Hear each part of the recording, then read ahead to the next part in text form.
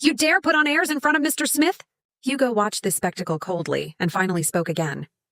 Mr. Holt despises disobedient things most. The last one who dared throw a tantrum in front of him, her remains were thrown to the alligators long ago.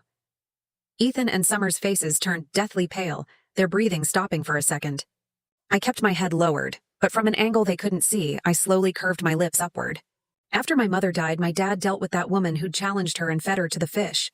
Since then, he both loved and hated women, torturing them mercilessly. My father's methods remained as brutal as ever. Thinking this, a bloodthirsty excitement flickered in my eyes. My abnormal reaction didn't escape Hugo's notice. He narrowed his eyes slightly, a hint of amusement flashing through them.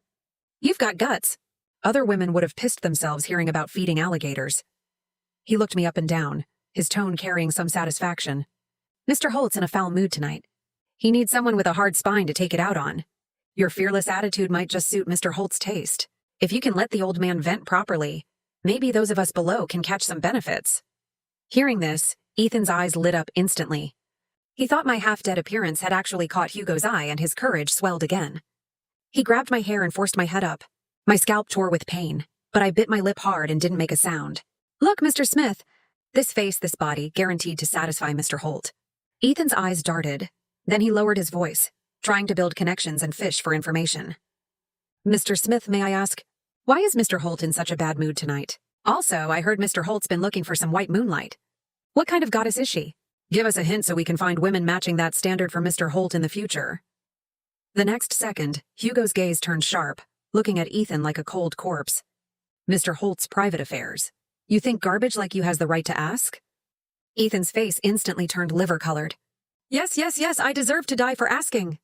To cover his guilt and fear, he vented all his rage on me again. He kicked me viciously in the abdomen. My stomach churned violently. I curled into a ball from the pain. Wretch.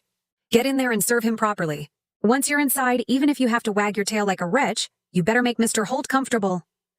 He shoved me hard and I pitched forward. I gripped the cold doorframe, enduring the stabbing pain in my abdomen, and slowly straightened up. Ethan had just asked why Theodore Holt was in a bad mood. I sneered silently. Probably because misfortunes never come alone. 7 years ago, on the day my mother died, I'd pointed at his nose and cursed him to die without descendants. None of his women outside managed to give him children. On one side, a rebellious daughter who was his only flesh and blood. On the other, his dead wife. Whose mood would be good? And just to please him, even his own daughter had to be sold off like a tramp and sent to his bed. Theodore Holt, I really want to see this. When that door opens, how will you explain this to me? I pushed open the rosewood door,